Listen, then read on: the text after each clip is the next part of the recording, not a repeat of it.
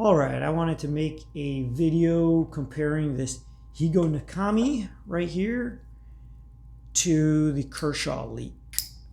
This is not going to be a super detailed or super scientific comparison. It's just going to be like a kind of tabletop look at them.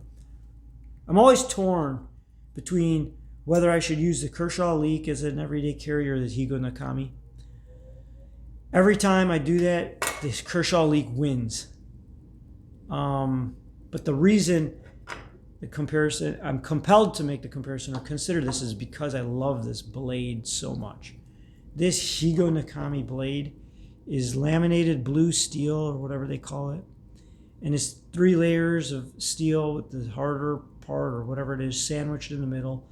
The grind on this blade is exquisite. It's easy to keep sharp.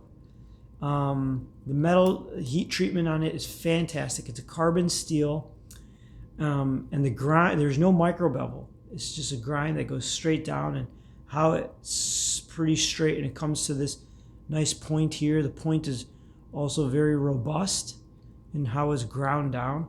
So I love this blade. They could take this blade, this exact blade, or however they made this, and put it into a package like this with nice liner lock, a nice clip, 2 sides that are part of the handle that are smooth and robust, and a nice deployment mechanism with some degree of ergonomics. It would be a killer blade. But what you're left with this Higonokami is this fabulous, fantastic blade. Even though it looks crude, it's excellent. Cool Japanese markings, but then its handle, oh my gosh.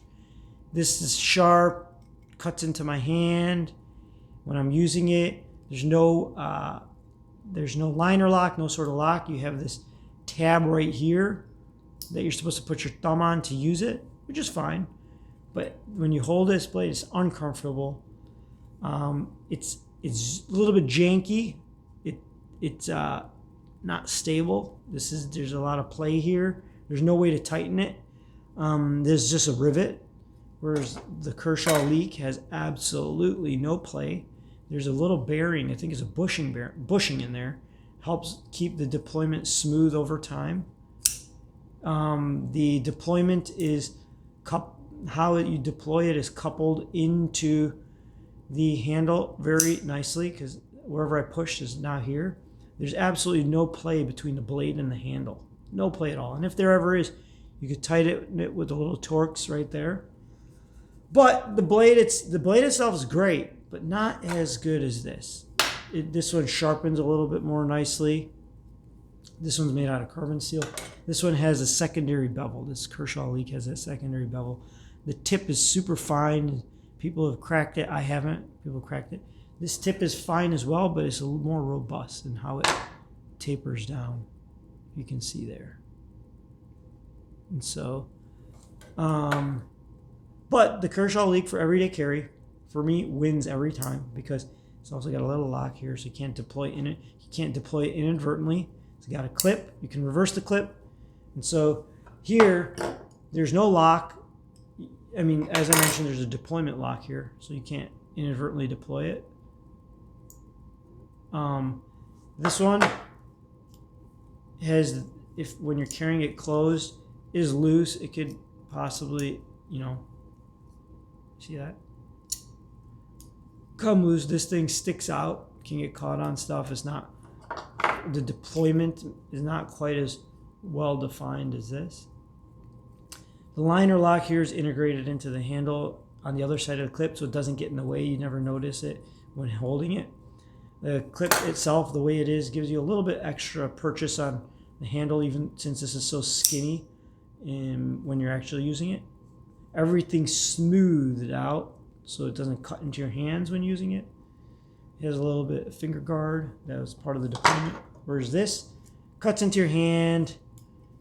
It's not quite ergonomic. And so because of all those ergonomic issues, I would carry this. And I do carry this more so than this, even though I like this blade better. Anyways, that's my comparison of the Kershaw Leek and this Higonokami. But this is cool though. I mean, like, $18. 18 or 20 bucks for Japanese made directly ground knife. I mean, you know, I'd be willing to pay north of $50 for this blade in this package. Kershaw Leek, readily available for $50. Still a great blade though.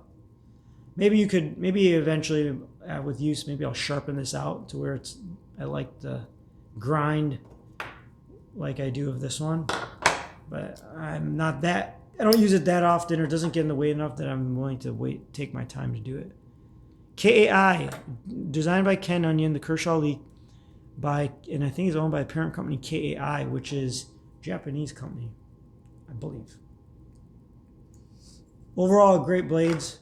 Won't get rid of this, even though I don't use it that much. I'm talking about the Higonokami, but just because of the nature of it, it's a unique knife. But overall, I ended up using this more. Thanks for watching.